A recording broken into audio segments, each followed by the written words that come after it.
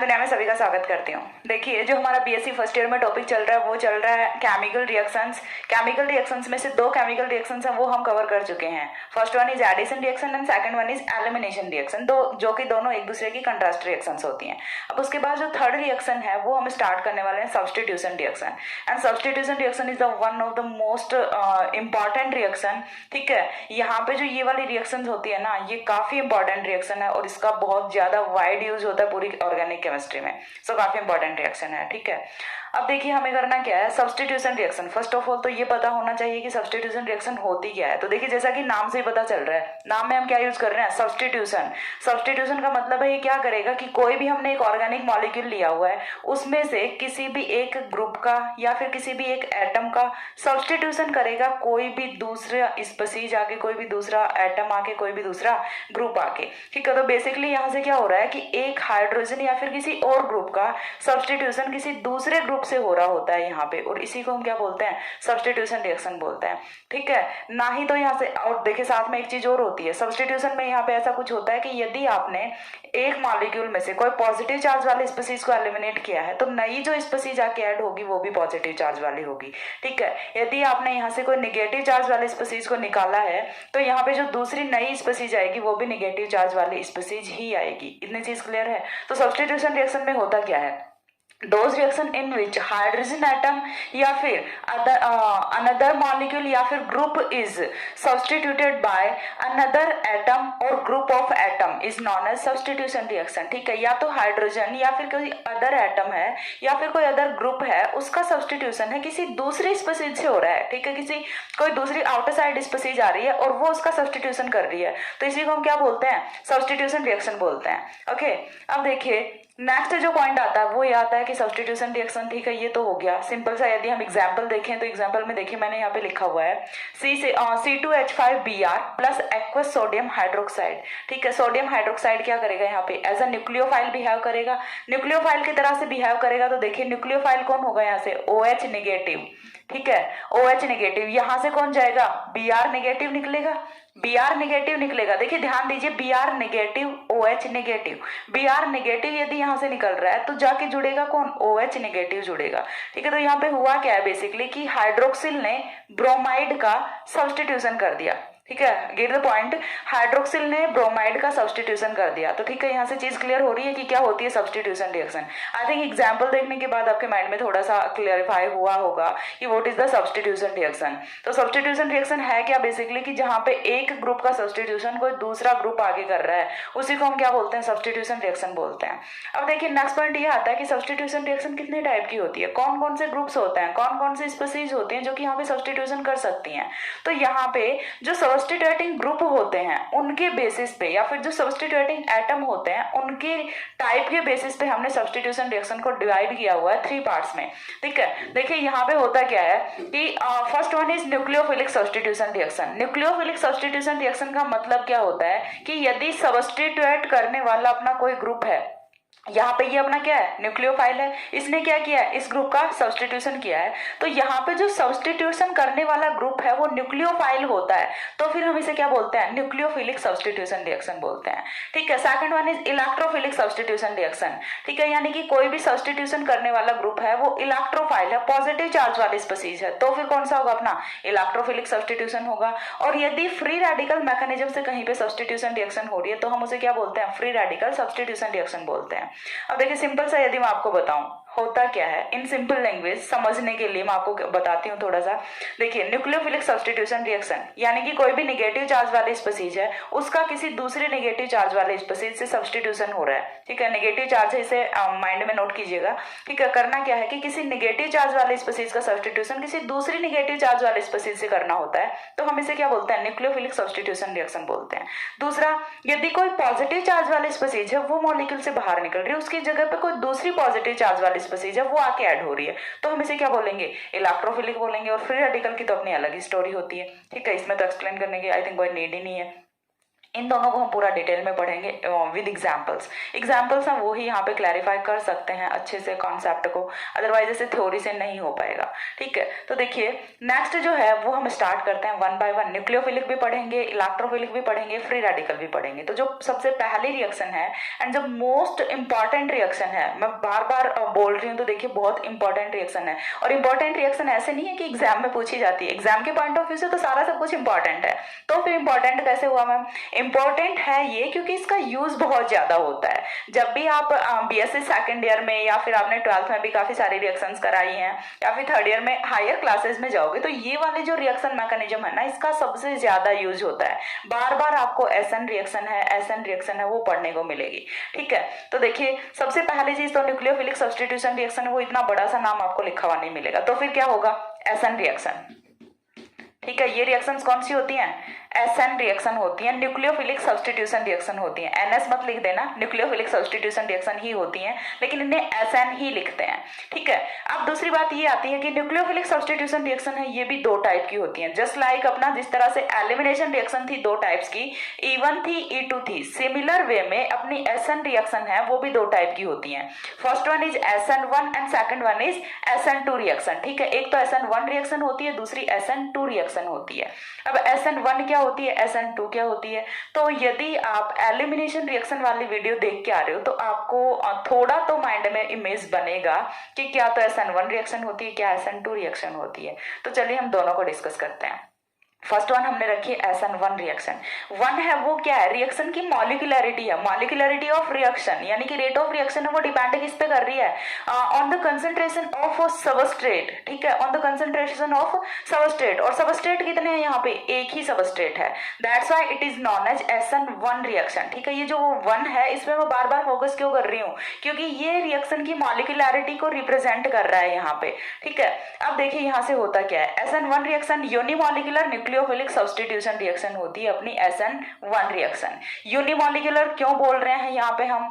तो ये सारी चीजें हम एक बार इस एग्जांपल के बाद में डिस्कस करते हैं, उससे पहले एक बार एग्जांपल देख लेते हैं कि एग्जैक्टली होता क्या है रिएक्शन में। देखिए SN1 रिएक्शन है, सबसे पहली चीज तो ये कि SN1 रिएक्शन है, it is a two step reaction. Two steps में कंप्लीट होगी। अब टू स्टेप्स में रिएक्शन हो रही है, दैट मीन्स एक तो स्लो स्टेप होने वाला है, दूसरा फास्ट स्टेप होने वाला है। ठीक है, तो फर्स्ट स्टेप है वो स्लो स्टेप होता है और वही रेट डिटरमाइनिंग स्टेप होता है। ठीक है, first step is slow step and that is also rate determining step. तो वहां से डिसाइड करेंगे हम कि रिएक्शन है उसे हम SN1 रिएक्शन क्यों बोल रहे हैं। बाकी के भी जो रिएक्शन के सारे फैक्टर्स हैं, यानी कि रेट ऑफ रिएक्शन है वो डिपेंड कौन कौन से फैक्टर्स पे करेगी, वो सारी चीजें भी हम यहीं से डिसाइड करते हैं, स्लो स्टेप से, रेट डिटरमाइनिंग स्टेप से। ओके, तो चलिए स्टार्ट करते हैं। देखिए यहाँ पे मैंने एक जनरल सबस्ट्रेट लिखा हुआ है। ठीक है, यहाँ पे जनरल सबस्ट्रेट लिखा हुआ है और ये जो X मैंने लिखा हुआ है ये क्या होता है? लिविंग ग्रुप होता है। अब करना क्या है? स्टेप फर्स्ट में क्या होता है? सेल्फ आयनाइजेशन होता है। सेल्फ आयनाइजेशन होगा तो ये टूटेगा किसमें? Br नेगेटिव में और C पॉजिटिव में। ठीक है, सेल्फ आयनाइजेशन होगा तो यहाँ से यहाँ से X नेगेटिव और C पॉजिटिव की फॉर्मेशन होगी। अब C positive that means carbocation, X negative that means अपना लिविंग ग्रुप है। X है यहाँ पे कुछ भी हो सकता है, कोई भी न्यूक्लियोफाइल हो सकता है। नेगेटिव चार्ज दैट मीन्स होना तो न्यूक्लियोफाइल ही है। इतनी चीज क्लियर हो रही है? तो यहाँ से होता है सेल्फ आयनाइजेशन। हमने कुछ भी दूसरी स्पीसीज है वो यहाँ पे ऐड नहीं की है, अपने आप ही मॉलिक्यूल है उसका आयनाइजेशन हुआ है एंड आयनाइजेशन होने की वजह से यहाँ पे दो चार्ज्ड स्पीसीज की फॉर्मेशन हुई है, जिनमें से first one is positive charge species and second one is negative charge species, that is leaving group and that is carbocation. ठीक है, अब यहाँ पे कार्बोकेटाइन की फॉर्मेशन हो गई। अब कार्बोकेटाइन की फॉर्मेशन हो गई, यहाँ से बड़ा इंटरेस्टिंग जो ट्विस्ट है रिएक्शन का वो निकल के आ रहा है। क्या? देखिए कार्बोकेटाइन की स्ट्रक्चर मैं रिकमेंड करूंगी कि आप यहाँ से ये रिएक्शन पढ़ने से पहले कार्बोकेटाइन पढ़ के आइएगा। ठीक है, कार्बोकेटाइन मैं ऑलरेडी एक्सप्लेन कर चुकी हूँ, हाँ मैं डिस्क्रिप्शन में वीडियो का लिंक है वो भी ऐड कर दूंगी। ठीक है, तो यहाँ से देखिए करना क्या है, कार्बोकेटाइन हमें देखना है। Carbocation is a planar species. ठीक है, trigonal planar species. Trigonal planar है तो देखिए यहाँ पे कार्बोकेटाइन के पास होता है वैकेंट pz ऑर्बिटल। ये जो वैकेंट pz ऑर्बिटल होता है इसके पास दो लोब्स होती हैं। p ऑर्बिटल्स में ऑलरेडी दो लोब्स होती हैं, ऑलवेज दो लोब्स होती हैं। ठीक है, तो हमें क्या करना है कि अब इस पे न्यूक्लियोफाइल का अटैक कराना है। ठीक है, अब p ऑर्बिटल है। ठीक है, मैं बात किसकी कर रही हूँ? पर्टिकुलर p ऑर्बिटल की बात कर रही हूँ। तो p ऑर्बिटल हमारा डबल शेप्ड होता है। ओके तो ऐसा तो नहीं है ना कि ये कुछ अलग पी ऑर्बिटल है, ये कुछ अलग पी ऑर्बिटल है तो पूरा पी ऑर्बिटल ही ना। तो न्यूक्लियोफाइल है वो यहाँ पे भी अटैक कर सकता है, यहाँ पे भी अटैक कर सकता है, और दोनों लोब्स में अटैक करने से न्यूक्लियोफाइल के प्रोडक्ट है उसमें डिफरेंस है वो क्रिएट हो जाता है। यहाँ पे बनने वाला प्रोडक्ट है वो बिल्कुल पूरा चेंज हो जाता है, उसका कॉन्फ़िगरेशन, उसकी स्टीरियोकेमिस्ट्री है वो यहाँ से बिल्कुल चेंज हो जाती है। तो चलिए देखते हैं किस तरह से यहाँ पे होता है रिएक्शन। तो ये तो हमारा फर्स्ट स्टेप हो गया। फर्स्ट स्टेप में क्या होता है, थ्योरी है देखिए आप अपने आप बनाते चलिए यहाँ से, क्योंकि थ्योरी वगैरह सारा सब कुछ मैं करूंगी तो वीडियोज है वो बहुत ज्यादा लंबी हो जाएंगी। ठीक है, मैं यहाँ पे सिर्फ आपको कॉन्सेप्ट दे रही हूँ, मैं आपको यहाँ पे समझा रही हूँ और लैंग्वेज में बोल के भी बता रही हूँ, तो आप लिख के नोट्स अपने मेंटेन कर सकते हैं प्रॉपर। देन देखिए फर्स्ट स्टेप में हमने यहाँ पे कार्बोकेटाइन की फॉर्मेशन कर ली। सेकंड स्टेप में अब हमें क्या करना होता है, यहाँ पे सेकंड स्टेप में हम कराएंगे attack of nucleophile at carbocation. ठीक है, हमें क्या करना है कि कार्बोकेटाइन पे न्यूक्लियोफाइल का अटैक कराना है। अब कार्बोकेटाइन पे न्यूक्लियोफाइल है वो अटैक किस तरह से करेगा, क्यों नहीं करेगा भाई, कार्बोकेटाइन पे पॉजिटिव चार्ज है, न्यूक्लियोफाइल पे नेगेटिव चार्ज होता है, और नेगेटिव पॉजिटिव की तो ऑलवेज रिएक्शन होती है। तो फिर क्या करना है हमें, ये वाला जो न्यूक्लियोफाइल है ये हमने ले लिया। अब न्यूक्लियोफाइल के पास दो पॉसिबिलिटीज होती हैं, जैसा कि मैंने बताया कि पी ऑर्बिटल ही है तो इसकी दो लोब्स हैं अपने पास, और दोनों लोब्स में से किसी भी एक लोब में न्यूक्लियोफाइल का अटैक है वो इजिली हो सकता है। ठीक है, और होता भी है 50%। जितने चांसेस इस वाले लोब में अटैक के होते हैं उतने ही चांसेस इस वाले लोब में भी अटैक के होते हैं। ठीक है, तो 50% यदि न्यूक्लियोफाइल इस वाले लोब में अटैक करता है तो 50% न्यूक्लियोफाइल है वो यहाँ पे अटैक करेगा। चीज क्लियर हो रही है। तो यहाँ से देखिए ये वाली जो स्टेप है ये काफी फास्ट स्टेप होती है, और क्यों होती है फास्ट स्टेप ये चीज भी मैं एक्सप्लेन करूंगी। जो स्लो स्टेप है वो फर्स्ट स्टेप है, वो स्लो स्टेप क्यों होती है वो चीज भी मैं यहाँ पे आपको बताती हूँ। तो देखिए मैंने क्या बोला यहाँ पे कि ये वाली स्टेप है ये फास्ट स्टेप होती है, यानी कि रिएक्शन है वो बहुत ही फास्टली प्रोसीड होती है। यहाँ से करना क्या है कि न्यूक्लियोफाइल का अटैक करा देना है। एक बार ही हमने न्यूक्लियोफाइल का अटैक कराया बैक साइड वाले लोब में, तो यहाँ से इस टाइप का प्रोडक्ट है वो फॉर्म होता है।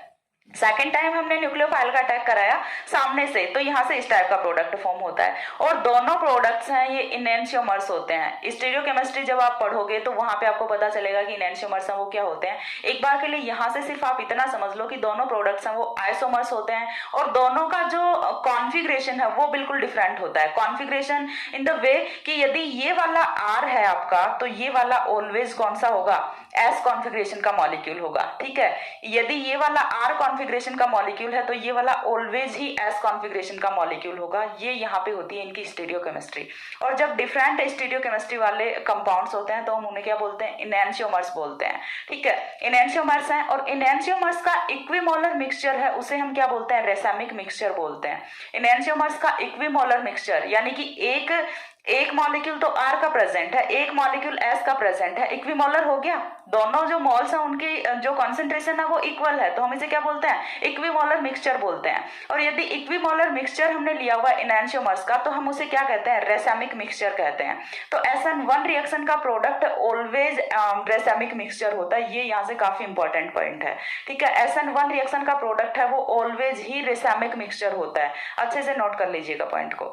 अब नेक्स्ट पॉइंट अपना क्या होता है कि क्यों अपना जो फर्स्ट स्टेप होता है वो स्लो स्टेप होता है और सेकंड स्टेप होता है वो फास्ट स्टेप होता है। तो रीजन देखिए, फर्स्ट स्टेप में हो क्या रहा है, एक्चुअल में सेल्फ आयनाइजेशन हो रहा है यहाँ पे। ठीक है, फर्स्ट स्टेप में क्या होता है, self ionization.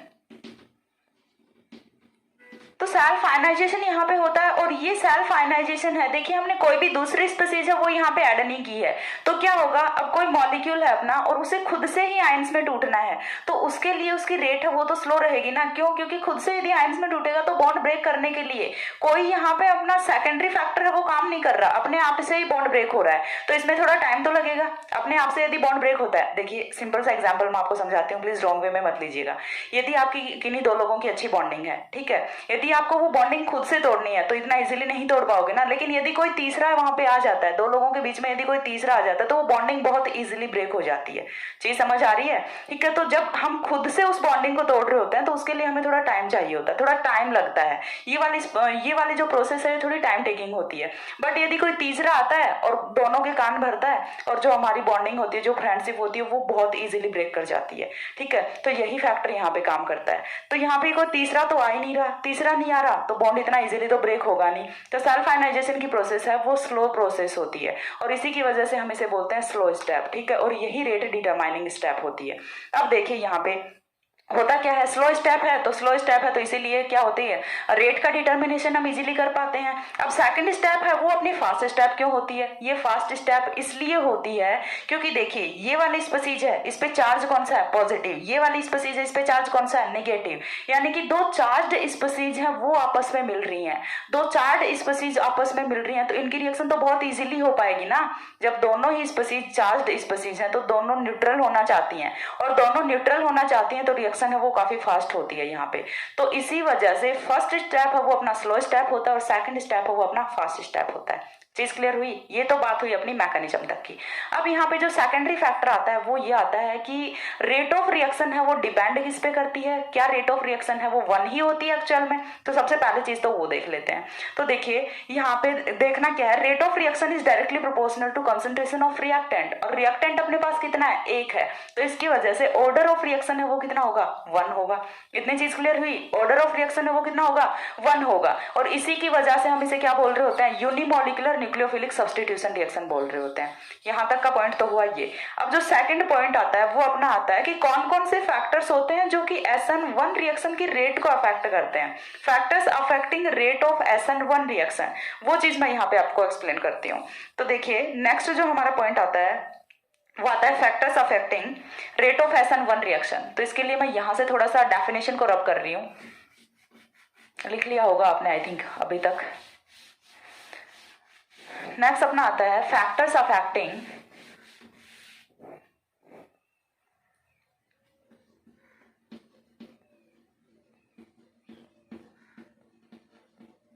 Rate of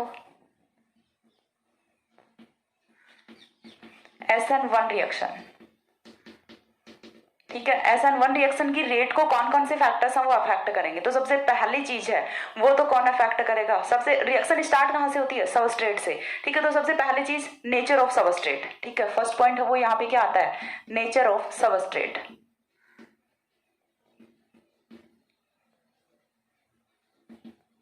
substrate का नेचर है वो यहाँ पे क्या होना चाहिए, तो सेल्फ आयनाइजेशन है वो सबसे इजीली कहाँ पे होगा, देखिए यहाँ पे इंटरमीडिएट अपना कौन सा फॉर्म हो रहा है, कार्बोकेटाइन फॉर्म हो रहा है, और कार्बोकेटाइन जो स्टेबल होगा उसी वही सबस्ट्रेट है उसका सेल्फ आयनाइजेशन सबसे जल्दी होता है। तो यहाँ पे देखिए यदि हम देते हैं टर्सरी ग्रुप, तो टर्सरी ग्रुप से लिविंग ग्रुप का निकलना बहुत आसान होता है, सेकेंडरी से उतना नहीं होता, प्राइमरी से उतना नहीं होता, और 0 डिग्री से उतना तो बिल्कुल नहीं होता। तो यहाँ पे देखिए यदि आपने लिया हुआ है 3 डिग्री सबस्ट्रेट, ठीक है चीज समझ आ रही है, 3 डिग्री सबस्ट्रेट लिया हुआ है तो रिएक्शन है वो सबसे फास्ट होती है।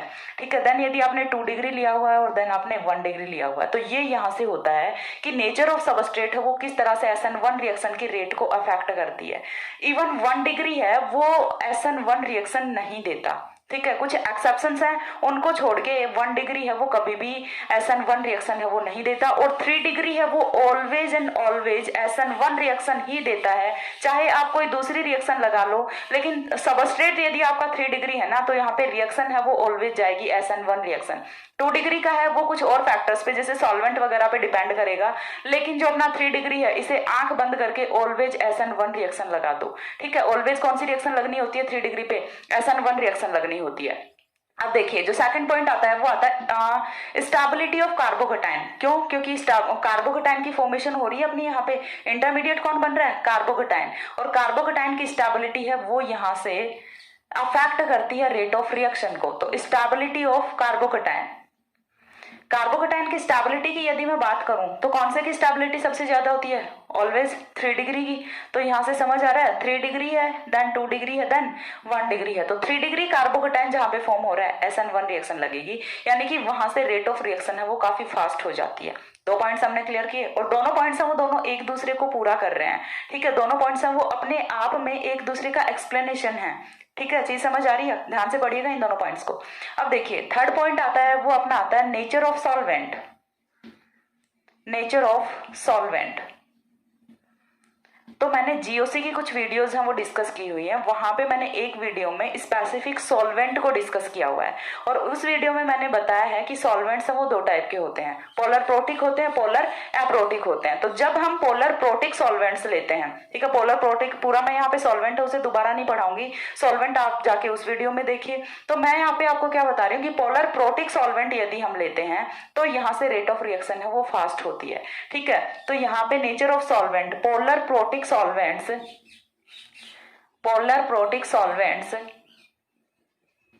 Increases rate of reaction. ठीक है, पोलर प्रोटिक सॉल्वेंट यदि हम ले रहे हैं तो रिएक्शन है, रेट ऑफ रिएक्शन है वो इंक्रीज कर जाती है। अब उसके बाद एक और फैक्टर जो यहाँ पे आता है वो आता है nature of leaving group. Fourth factor है वो आता है nature of leaving group.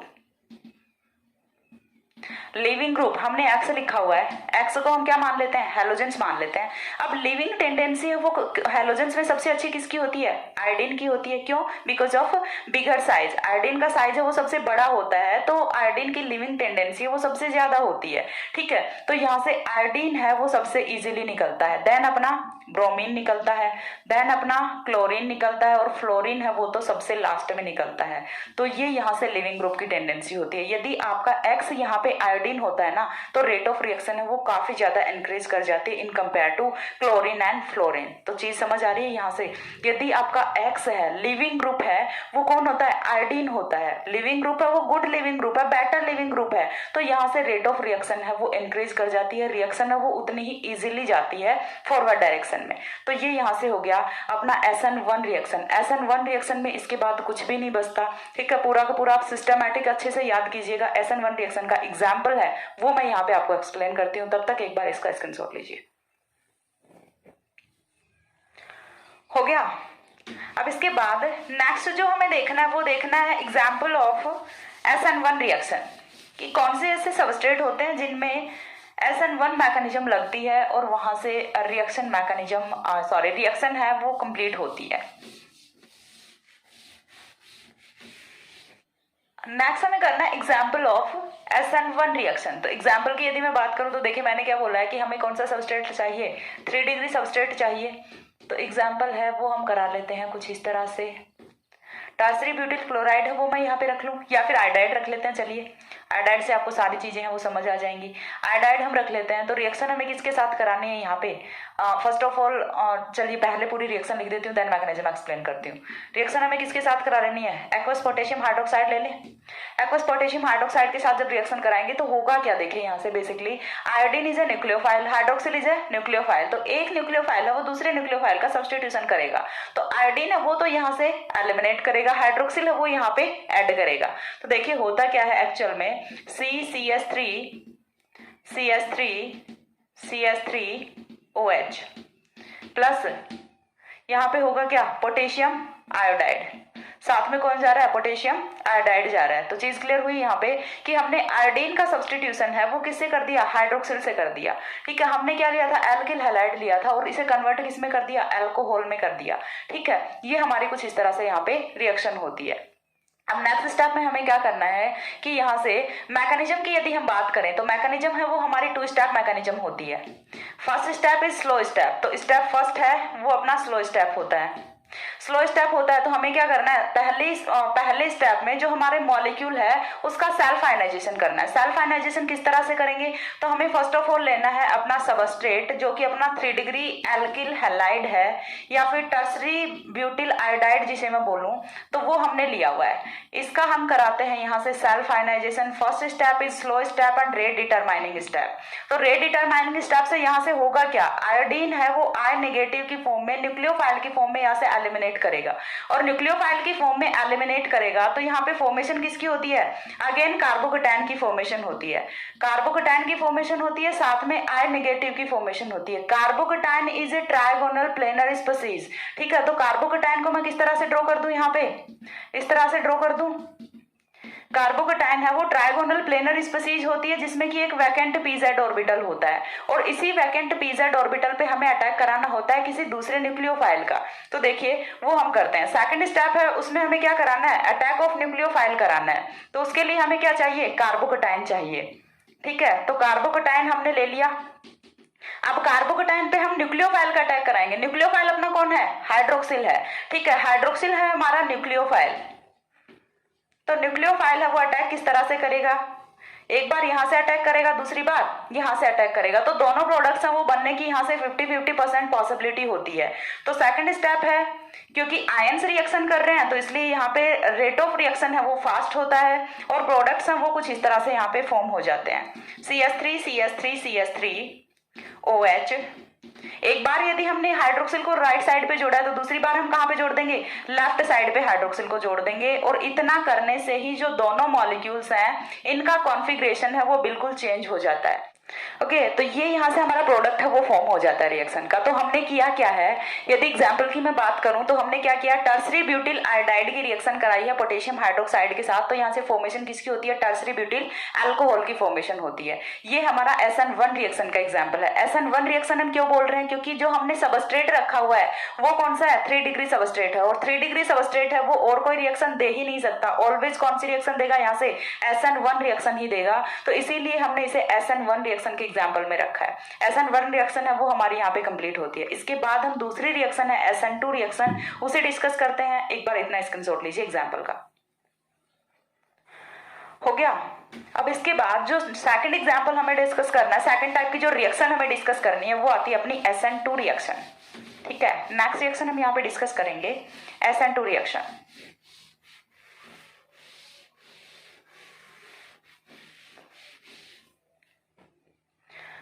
Second है वो है SN2 रिएक्शन। SN2 रिएक्शन अपनी क्या होती है, बायोमॉलिक्यूलर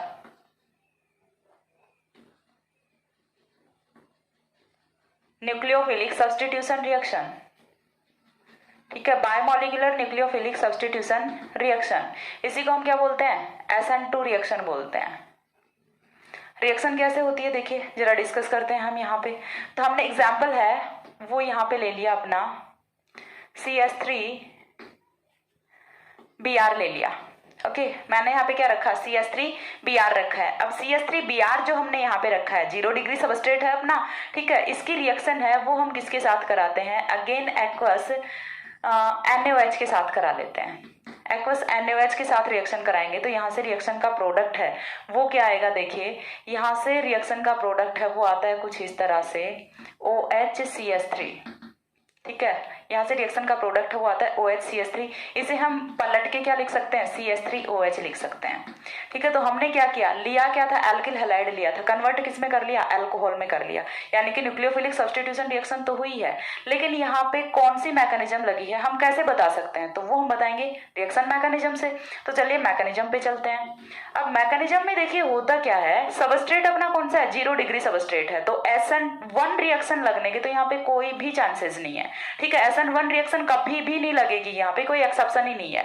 ठीक है, तो हमें क्या करना है फिर यहाँ पे, हमें करना है यहाँ पे SN2 रिएक्शन। और SN2 रिएक्शन में एग्जैक्टली होता क्या है, देखिए यहाँ से जो हमारा न्यूक्लियोफाइल है, यहाँ से जो हमारा न्यूक्लियोफाइल है वो पहले अटैक करता है बैक साइड से एंटी बॉन्डिंग ऑर्बिटल में। ये वाला जो अपना ऑर्बिटल है, ठीक है, ये वाला जो अपना ऑर्बिटल है ये तो बॉन्डिंग ऑर्बिटल है ब्रोमीन के साथ। ठीक है, तो ऐसा ही इसका एंटी बॉन्डिंग ऑर्बिटल है वो कहाँ पे होगा, पीछे की साइड होगा। तो इस एंटी बॉन्डिंग ऑर्बिटल में ये जो हाइड्रोक्सिल है ये बॉन्ड के ये अपने इलेक्ट्रॉन्स को ट्रांसफर करता है, और जैसे ही एंटी बॉन्डिंग ऑर्बिटल में इलेक्ट्रॉन्स एंटर करते हैं तो अपना जो बॉन्डिंग ऑर्बिटल है वो ब्रेक करता है। इतनी चीज समझ आती है। तो देखिए यहाँ से होता क्या है कि हमने लिया हुआ है कुछ इस तरह से, चलिए मैं पूरा खोल के लिख के बता देती हूँ।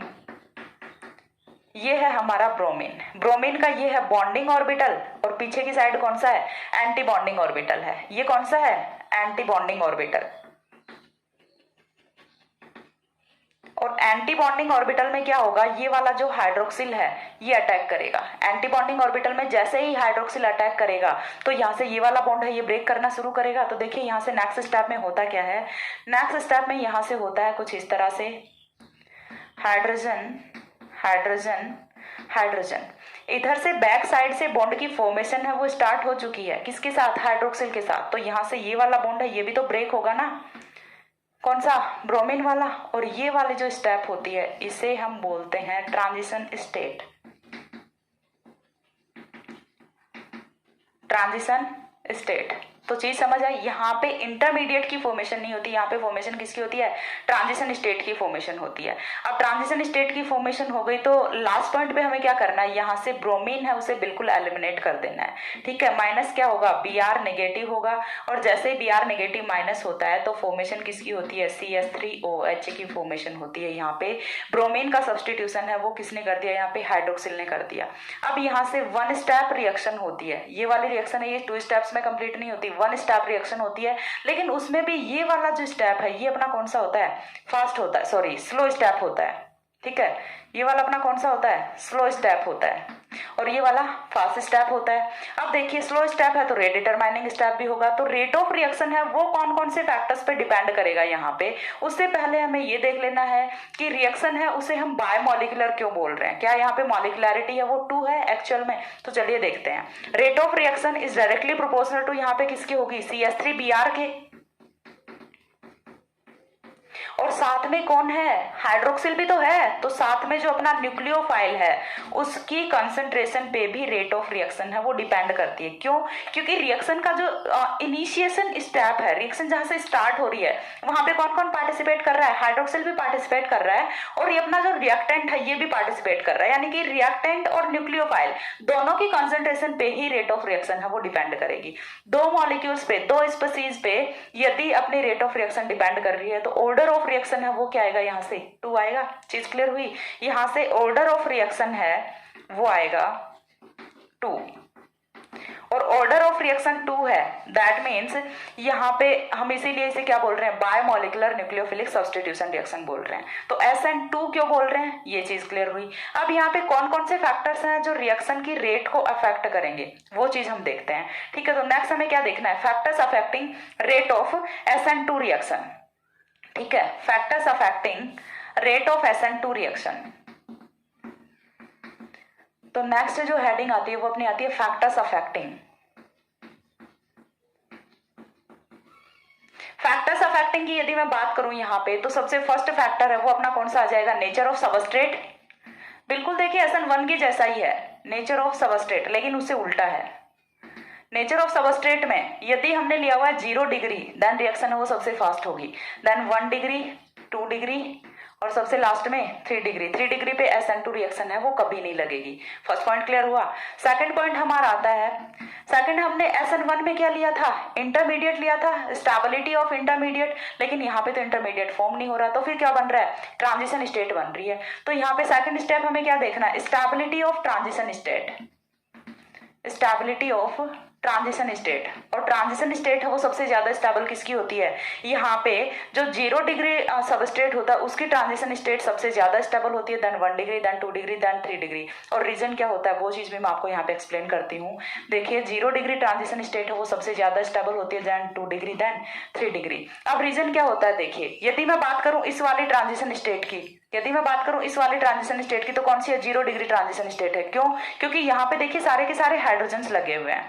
ठीक है, तो यहाँ पे जब तीनों हाइड्रोजन्स लगे हुए हैं तो बैक साइड से जो हाइड्रोक्सिल है उसका अप्रोच है वो इजीली हो जाएगा, बैक साइड से हाइड्रोक्सिल है वो इजीली आ जाएगा।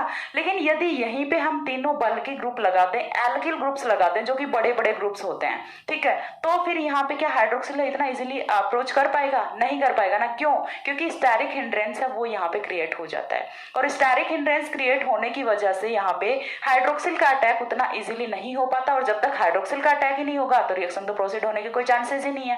तो यहां से देखिए स्टेबिलिटी ऑफ ट्रांजिशन स्टेट है वो कुछ इस तरह से होती है। यदि हमने रखा हुआ है कुछ इस तरह से ब्रोमीन, हाइड्रोजन, ये अपनी कौन सी होती है, 0 डिग्री ट्रांजिशन स्टेट होती है, ये सबसे ज्यादा स्टेबल होती है। देन हमें क्या करना है, एक एक ग्रुप्स हैं वो यहाँ पे बल्कि करते जाओ। ठीक है, एक ग्रुप हमने कौन सा लगा दिया, R ग्रुप लगा दिया। तो अब ये वाले ट्रांजिशन स्टेट है ये इसकी कंपेयर में लेस स्टेबल होती है। देन हमने सेकंड में 2 R ग्रुप लगा दिए, Br हाइड्रोक्सिल, तो ये वाली ट्रांजिशन स्टेट है ये और कम स्टेबल होती है। और सबसे लास्ट में यदि हमने तीनों ही R ग्रुप जोड़ दिए तो ये वाली ट्रांजिशन स्टेट है ये तो सबसे ज्यादा अनस्टेबल ही होती है, एक तरीके से हम बोल सकते हैं। तो ये यहाँ से होता है स्टेबिलिटी ऑफ ट्रांजिशन स्टेट का ऑर्डर। और रीजन क्या होता है, because of steric hindrance, because of steric hindrance. और स्टेरिक हिंड्रेंस क्या होता है वो मैंने आपको क्लियर कर दिया। स्टेरिक हिंड्रेंस का सबसे अच्छा एग्जांपल है वो हम किस तरह से समझ सकते हैं, देखिए जब भी आपको स्टेरिक हिंड्रेंस को समझना हो ना तो हमेशा एक ही चीज ध्यान में रखिए कि आपने एक तो लिया हुआ है फुटबॉल, दूसरा लिया हुआ आपने टेनिस बॉल। ठीक है, फुटबॉल और टेनिस बॉल का एग्जाम्पल आप हमेशा ध्यान में रखिए, आपको अच्छे से स्टेरिक हिंड्रेंस का जो कॉन्सेप्ट है वो अच्छे से क्लियर होगा। अब देखिए ये तीनों हाइड्रोजन्स हैं, ठीक है, ये तीनों हाइड्रोजन्स हैं। हमने क्या किया कि एक बार यहाँ पे टेनिस बॉल रखा हुआ है, hydrogens is equals to tennis ball, क्योंकि टेनिस बॉल छोटा होता है, हाइड्रोजन भी अपना छोटा होता है। तो हमने एक बार यहाँ पे टेनिस बॉल रखे हुए हैं, तो यहाँ पे पर्टिकुलर स्पेस मिलेगा, खूब सारा स्पेस मिलेगा यहाँ पे कि कोई दूसरी टेनिस बॉल आए और यहाँ पे आके ऐड हो जाए, मिलता है ना। लेकिन यदि हमने यहाँ पे रख दिया फुटबॉल को, ठीक है, इस बार हमने क्या कर दिया, फुटबॉल रख दिए, तीनों ही फुटबॉल रख दिए, तो क्या अब यहाँ पे कोई चौथा फुटबॉल है वो एंटर कर सकता है? नहीं कर सकता ना। क्यों नहीं कर सकता? क्योंकि फुटबॉल का साइज खुद का इतना बड़ा है कि ये आपस में एक दूसरे को टच कर रहे हैं, तो यहाँ पे कोई चौथे ग्रुप के लिए स्पेस ही नहीं है आने के लिए, तो स्पेस नहीं है। तो जब तक न्यूक्लियोफाइल का अप्रोच नहीं होगा यहाँ पे, तो रिएक्शन है वो तो स्टार्ट ही नहीं होनी, क्योंकि रिएक्शन कब स्टार्ट होगी, जब यहाँ पे न्यूक्लियोफाइल है वो अप्रोच करेगा, और न्यूक्लियोफाइल का अप्रोच जब तक नहीं होता तो रिएक्शन स्टार्ट नहीं होगी। तो यहाँ पे स्टेरिक हिंड्रेंस है वो कुछ इस तरह से काम करते हैं, जितना ज्यादा स्टेरिक हिंड्रेंस होगा रेट ऑफ रिएक्शन है उतनी ही कम होगी। तो यहाँ से ट्रांजिशन स्टेट में स्टेरिक हिंड्रेंस का कॉन्सेप्ट है वो आई थिंक क्लियर हुआ होगा। इसके बाद जो नेक्स्ट फैक्टर आता है वो अपना आता है third, nature of solvent. Nature of solvent, तो सॉल्वेंट की यदि मैं बात करूं तो हमें क्या लेना है, SN1 रिएक्शन में कौन सा सॉल्वेंट रखा था, पोलर प्रोटिक सॉल्वेंट रखा था, तो यहाँ पे हम कौन सा रखते हैं, पोलर एप्रोटिक सॉल्वेंट रखते हैं। तो पोलर एप्रोटिक सॉल्वेंट्स यदि हम लेते हैं तो ये रेट ऑफ रिएक्शन को इंक्रीज करते हैं, increases rate of reaction. Polar protic solvents will increases rate of reaction. अब यहाँ तक शायद सारे पॉइंट्स हम वो अपने क्लियर हो जाते हैं। हाँ, नेचर ऑफ सबस्ट्रेट है, सबस्ट्रेट है वो तो हम ऑलरेडी कर चुके हैं, ठीक है। लिविंग ग्रुप का यहाँ पे कोई फैक्टर है वो काम नहीं करता, और लिविंग ग्रुप का तो फैक्टर ऑलमोस्ट दोनों में सेम ही होता है। क्यों? क्योंकि लिविंग टेंडेंसी तो जहाँ पे जितनी ज्यादा अच्छी होगी वहाँ पे रिएक्शन है, रेट ऑफ रिएक्शन है उतनी अच्छी होगी। तो लिविंग ग्रुप का फैक्टर है वो यहाँ पे भी सेम ही वे में चलता है। आयोडीन यदि होता है तो रिएक्शन रेट ऑफ रिएक्शन सबसे ज्यादा होती है, देन अपना ब्रोमीन, क्लोरीन, देन फ्लोरीन होता है, ठीक है। तो ये अपनी होती है SN2 रिएक्शन, और दोनों ही रिएक्शन है वो मोस्ट इंपॉर्टेंट रिएक्शन है। मैं फिर बोल रही हूँ क्योंकि जितना यूज हम SN1 और SN2 रिएक्शन का करते हैं शायद ही ऑर्गेनिक रिएक्शन में किसी और रिएक्शन का, ऑर्गेनिक केमिस्ट्री में किसी और रिएक्शन का यूज करते होंगे इतना। तो बहुत ज्यादा इंपॉर्टेंट रिएक्शन है। बिल्कुल यदि समझ नहीं आ रहा है 2 बार देखिए वीडियो को, 3 बार देखिए, यदि फिर भी समझ नहीं आ रहा है, कहीं पे कोई भी क्वेरी है तो मेरे को कमेंट सेक्शन में बोलिए, मैं फिर से एक्सप्लेन करूंगी इस चीज को। ओके, एक बार इतना स्क्रीनशॉट लो, देन मैं इलेक्ट्रोफिलिक सब्स्टिट्यूशन रिएक्शन को एक्सप्लेन करती हूँ।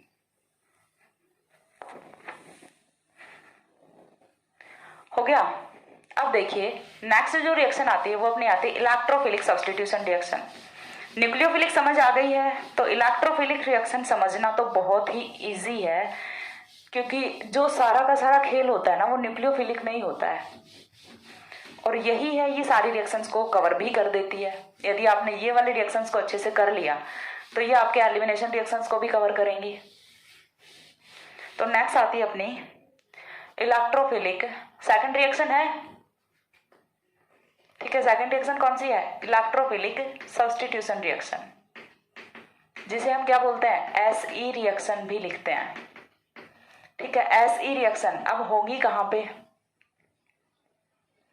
तो SE reaction electrophilic substitution reactions हैं, ये कैरेक्टरिस्टिक रिएक्शंस होती हैं एरोमेटिक कंपाउंड्स की, ठीक है। एरोमेटिक कंपाउंड्स की कैरेक्टरिस्टिक रिएक्शंस होती हैं इलेक्ट्रोफिलिक सब्स्टिट्यूशन रिएक्शंस, ठीक है। तो एक बार के लिए लिख देती हूँ, characteristic reactions of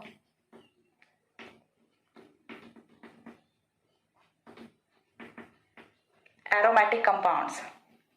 and characteristic reaction का मतलब क्या होता है कि और कोई रिएक्शन दे ना दे, लेकिन ये वाली रिएक्शन है ये तो देनी ही पड़ेंगी यदि कोई कंपाउंड है वो आपका एरोमेटिक कंपाउंड है। तो अब देखिए करना क्या है, यहाँ पे होगा क्या कि कोई पॉजिटिव चार्ज वाले स्पीसीज है उसका सब्स्टिट्यूशन होना है किसी दूसरी स्पीसीज से। तो चलिए एग्जाम्पल्स हैं वो हम देख। एग्जाम्पल में हमें लेना क्या है, यहाँ पे देखिए फर्स्ट एग्जाम्पल है वो हम क्या करा सकते हैं, सबसे इजी सा अपना हेलोजिनेशन करा सकते हैं, और हेलोजिनेशन में से भी हम कौन सा करा लेते हैं, क्लोरिनेशन करा लेते हैं। तो देखिए जब हम कराते हैं बेंजीन का क्लोरिनेशन, हमें क्या करना है, कोई भी एरोमेटिक कंपाउंड होना है, कंपाउंड लेना है। अब एरोमेटिक कंपाउंड सबसे इजी सा अपना क्या होता है, बेंजीन ही होता है। बेंजीन से इजी कोई एरोमेटिक कंपाउंड हो नहीं सकता, बहुत ही वेल नोन कंपाउंड है। तो फर्स्ट ऑफ ऑल हमने लेना क्या है, यहाँ पे बेंजीन लेना है, और बेंजीन की हम रिएक्शन कौन सी करा रहे हैं, क्लोरिनेशन रिएक्शन करा रहे हैं। तो किस तरह से रिएक्शन होगी वो चीज मैं आपको बता दूं।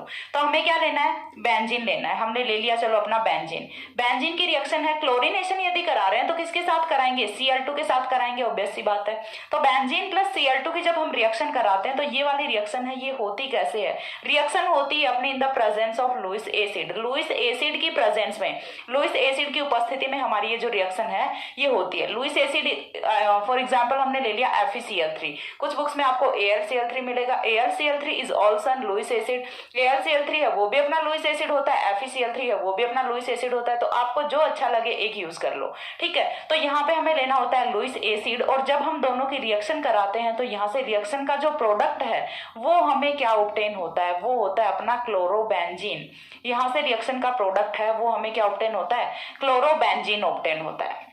तो ये होती है क्लोरीनेशन या फिर हेलोजिनेशन रिएक्शन ऑफ बेंजीन। और ये जो रिएक्शन है ये क्या है, इलेक्ट्रोफिलिक सब्स्टिट्यूशन रिएक्शन का ही एक टाइप है। Example of electrophilic substitution reaction, ठीक है। रिएक्शन कौन सी है अपनी, halogenation reaction, halogenation reaction. Same way में आप यहाँ पे ब्रोमीन ले सकते हो, आप आयोडीन ले सकते हो, तो वो कौन सी हो जाएंगी, ब्रोमिनेशन हो जाएंगी, आयोडीनेशन हो जाएंगी, ठीक है। अब इसके बाद देखिए रिएक्शन हुई कैसे, रिएक्शन की मैकेनिज्म क्या है, मैकेनिज्म हम देख लेते हैं। तो मैकेनिज्म की यदि मैं बात करूं तो चलिए यहाँ से हम मैकेनिज्म देखते हैं। तो मैकेनिज्म की यदि मैं बात करूं तो देखिए करना क्या है हमें, फर्स्ट ऑफ ऑल हमने क्या लिया हुआ है, Cl2 लिया हुआ है। तो जो Cl2 है इसे हम कन्वर्ट किस में करेंगे, इसका हम क्या बनाएंगे, इलेक्ट्रोफाइल बनाएंगे। ये जो हमारा Cl2 है ये ऐसे का ऐसा तो नहीं जुड़ सकता ना, जुड़ेगा कौन, सिर्फ Cl जुड़ रहा है, ठीक है। तो यहाँ से ये Cl जुड़ा कैसे है वो चीज हमें समझनी है। तो उसके लिए देखिए हमारे पास है Cl2, कुछ इस तरह से होता है अपना Cl2, ठीक है। तो अब देखिए Cl2 है वो रिएक्शन किसके साथ करता है, FeCl3 के साथ रिएक्शन करता है। तो Cl2 है वो टूटेगा किस तरह से, कैसे टूटेगा, देखिए एक तो बनेगा Cl नेगेटिव, दूसरा बनेगा Cl पॉजिटिव। बॉन्ड के कोई भी एक इलेक्ट्रॉन है, बॉन्ड के दोनों इलेक्ट्रॉन कोई भी एक क्लोरीन ले लेगा, वो तो किस में बदलेगा, Cl नेगेटिव में, ठीक है। और दूसरा है वो किस में बदलेगा, Cl पॉजिटिव में। अब लुईस एसिड का काम क्या होता है रिएक्शन में, लुईस एसिड की नेचर क्या होती है, इन्हें तो इलेक्ट्रॉन्स चाहिए, इलेक्ट्रॉन्स किस पे है, Cl नेगेटिव पे। तो ये Cl नेगेटिव को अपनी साइड अपनी पार्टी में बैठा लेते हैं। तो यहां से बनेगा क्या, देखिए FeCl4 नेगेटिव, FeCl3 के साथ कौन जुड़ गया, Cl नेगेटिव जुड़ गया। तो ये बना क्या, FeCl4 negative plus Cl positive. और ये जो Cl पॉजिटिव होता है ये क्या होता है, अपना इलेक्ट्रोफाइल होता है। और वही तो हमें चाहिए, हमें क्या कराना है, इलेक्ट्रोफिलिक सब्स्टिट्यूशन कराना है। तो हमें एक इलेक्ट्रोफाइल चाहिए जो कि बेंजीन रिंग पे अटैक कर सके। अब देखिए बेंजीन रिंग पे आते हैं। बेंजीन रिंग ये तो हुआ अपना फर्स्ट स्टेप। सेकंड स्टेप की यदि हम बात करें तो बेंजीन रिंग पे आते हैं। बेंजीन रिंग की हर एक पोजीशन पे क्या होता है, हाइड्रोजन होता है, ये चीज आपको पता होनी चाहिए, ठीक है। कार्बन की वैलेंसी चेक कर लो, यहाँ से हर एक पोजीशन पे आपको हाइड्रोजन मिलेगा। यहाँ पे कोई कार्बन है, कार्बन ने 2 बॉन्ड यहाँ बनाए, 1 बॉन्ड इधर बनाए, 1 बॉन्ड इधर बनाए, हो गए 4 बॉन्ड कंप्लीट। तो इस तरह से बेंजीन की हर एक पोजीशन पे क्या होता है, अपना हाइड्रोजन प्रेजेंट होता है। अब देखिए हमने लिया हुआ बेंजीन अपना कुछ इस तरह से। बेंजीन को सबसे पहले, अब हमारे पास इलेक्ट्रोफाइल तो आ गया, तो इलेक्ट्रोफाइल है वो अटैक कहाँ पे करेगा, न्यूक्लियोफाइल पे करेगा। पॉजिटिव चार्ज वाली स्पीसीज है वो हमेशा कहाँ पे अटैक करेगी, नेगेटिव चार्ज वाली स्पीसीज पे करेगी। तो पहले हमें बेंजीन रिंग में क्या करना पड़ेगा, नेगेटिव चार्ज इंट्रोड्यूस करना पड़ेगा, नेगेटिव चार्ज लेके आना पड़ेगा। तो वो हम किस तरह से लाएंगे, देखिए यहां से कोई भी एक बॉन्ड के इलेक्ट्रॉन हम शिफ्ट कर दें, तीनों बॉन्ड्स में से आप कहीं पे भी रिएक्शन करा सकते हो। ये बेंजीन की बड़ी अच्छी बात होती है, सारे के सारे जो बॉन्ड्स हैं उनकी सेम नेचर होती है, हर एक कार्बन की सेम नेचर होती है। तो आपका जहां मन करे आप रिएक्शन करा सकते हो, यहां से एक ही प्रोडक्ट ऑब्टेन होना, वो क्या होगा, क्लोरोबेंजीन यहां से बनने वाला है। अब देखिए नेक्स्ट स्टेप में यहां से क्या होता है, ये वाले बॉन्ड के इलेक्ट्रॉन हमने यहाँ पे शिफ्ट किए, कार्बन पे कौन सा चार्ज है, नेगेटिव, इस वाले कार्बन पे पॉजिटिव, और बाकी के जो बॉन्ड है वो तो रहेंगे ऐसे के ऐसे। अब यहाँ पे अटैक किसका होता है, Cl पॉजिटिव का अटैक होता है। तो Cl पॉजिटिव पे तो अटैक करेगा नहीं, कहाँ पे करेगा, नेगेटिव पे करेगा। तो जब ये नेगेटिव पे अटैक करता है तो यहाँ से देखिए कुछ ये कंपाउंड है ये फॉर्म हो जाता है Cl, और एक हाइड्रोजन है वो भी तो प्रेजेंट है ना, हाइड्रोजन है वो तो प्रेजेंट है। ये चीज तो पता है ना कि हाइड्रोजन है वो प्रेजेंट है, क्यों, क्योंकि हमने देखा है सभी पोजीशंस पे हाइड्रोजन प्रेजेंट है। और हमें सब्स्टिट्यूशन करना है, एडिशन नहीं करना। ये जो क्लोरीन हमने जोड़ा इसके बदले में हमें यहाँ से कुछ ना कुछ पॉजिटिव चार्ज वाली स्पीसीज है वो निकालनी पड़ेगी, तभी रिएक्शन पॉसिबल हो सकती है, ऐसे नहीं हो सकती। अब देखिए यहाँ से पॉजिटिव चार्ज, ये पॉजिटिव चार्ज है, ये कैसे प्रेजेंट है, तो यहाँ से देखिए double bond single bond positive charge, conjugation बन रहा है, और कॉन्जुगेशन बन रहा है तो पॉजिटिव चार्ज क्या करेगा, डीलोकलाइज करेगा, एक जगह से दूसरी जगह पे घूम के आएगा। तो घूमेगा कैसे देखिए, उसके लिए यहाँ पे ClH कुछ इस तरह से हो गया। अगेन देखिए double bond single bond positive charge, फिर से ये पॉजिटिव चार्ज है, ये कहाँ पे आ जाएगा, दूसरी वाली पोजीशन पे आ जाएगा। इस बार पॉजिटिव चार्ज आ गया यहाँ पे, ये वाला बॉन्ड यहाँ पे गया, ये वाला बॉन्ड यहाँ पे गया और यहाँ पे आ गया हाइड्रोजन। अब देखिए पॉजिटिव चार्ज को आगे जाने के लिए कोई जगह नहीं है, क्यों, क्योंकि कॉन्जुगेशन तो नहीं है। इस बार दो सिंगल बॉन्ड है वो लगातार आ रहे हैं, और कॉन्जुगेशन कब होता है, जब double bond single bond positive charge होता है तभी होगा ना कॉन्जुगेशन। तो अपना यहाँ पे तो देखिए positive charge single bond then double bond, तो अब तो यहाँ पे कॉन्जुगेशन नहीं बचा। तो इसके पास क्या ऑप्शन होता है, रिंग को तो इसको एरोमेटिक करना है, ठीक है। पॉजिटिव चार्ज घूम रहा है तब तक घूम रहा है, लेकिन ये एक जगह बैठ के नहीं रह सकता। फिर क्या करेगा ये, फिर यहाँ से होता क्या है, ये वाला जो H है ये H पॉजिटिव की फॉर्म में बाहर निकलता है। लास्ट स्टेप में यहाँ से क्या होता है, -H पॉजिटिव होता है, और जैसे ही -H पॉजिटिव होगा तो बॉन्ड के इलेक्ट्रॉन्स हैं वो कहाँ पे आएंगे, रिंग में आएंगे। क्लोरीन अपना यहाँ पे जुड़ गया, ये सारे यहाँ पे जुड़ गए। तो इस तरह से देखिए हमने स्टार्टिंग में क्या जोड़ा था, Cl पॉजिटिव, लास्ट में क्या निकाला, H पॉजिटिव। तो क्या हुआ, सब्सटीट्यूशन हुआ, एक पॉजिटिव चार्ज वाली स्पीसीज जोड़ी, उसकी जगह से हमने दूसरी पॉजिटिव चार्ज वाली स्पीसीज है वो निकाल दी। हमेशा हाइड्रोजन वहीं से निकलेगा जहां पे क्लोरीन जोड़ा है, ठीक है। ऐसा नहीं है कि हाइड्रोजन क्लोरीन तो इस पोजीशन पे जोड़ दिया, हाइड्रोजन यहां से निकाल दो, ऐसा पॉसिबल नहीं होता। जहां पे आपने क्लोरीन जोड़ा है वहीं से आप हाइड्रोजन निकालोगे। अब देखिए यहां से H पॉजिटिव बन गया। अब H पॉजिटिव है, ये रिएक्शन कहाँ पे करेगा, FeCl4 नेगेटिव। तो ये क्या था अपना, लुईस एसिड था। तो लुईस एसिड्स की कंडीशन क्या होती है वो मैं आपको पहले भी बता चुकी हूँ कि ये उस आदमी की तरह से होते हैं जो सादे वगैरह में बहुत ज्यादा खाना खा लेते हैं, पचता है नहीं, बाद में उल्टी कर देते हैं। तो वैसी ही सिचुएशन इनकी होती है।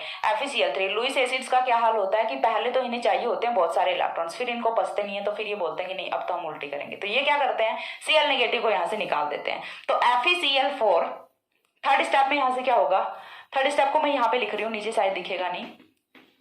थर्ड स्टेप में यहां से क्या होता है, FeCl4 नेगेटिव है वो रिएक्शन करता है H पॉजिटिव के साथ में, और जैसे ही ये रिएक्शन होती है तो यहां से देखिए बनेगा क्या, FeCl3 प्लस HCl। FeCl3 जैसा हमने लिया था वो वैसे का वैसा यहाँ पे मिल गया, क्यों, क्योंकि लुईस एसिड है वो यहाँ पे सिर्फ किसका काम करता है, कैटलिस्ट का काम करता है। और कैटलिस्ट है वो कभी भी रिएक्शन में पार्टिसिपेट नहीं करते, वो रिएक्शन को कंप्लीट कराते हैं, देन अपनी फॉर्म में फिर से बाहर निकल जाते हैं। तो यहाँ से देखिए हुआ क्या है, ओवरऑल यदि हम देखें तो बेंजीन पे जब हम Cl2 की रिएक्शन कराते हैं तो HCl प्लस क्लोरोबेंजीन की फॉर्मेशन होती है। FeCl3 जैसा हमने यूज किया था वैसा लास्ट में फिर से मिल गया। तो ये होता है क्लोरीनेशन रिएक्शन, ठीक है। देख लेते हैं नेक्स्ट एग्जांपल है वो हम देखते हैं नाइट्रेशन।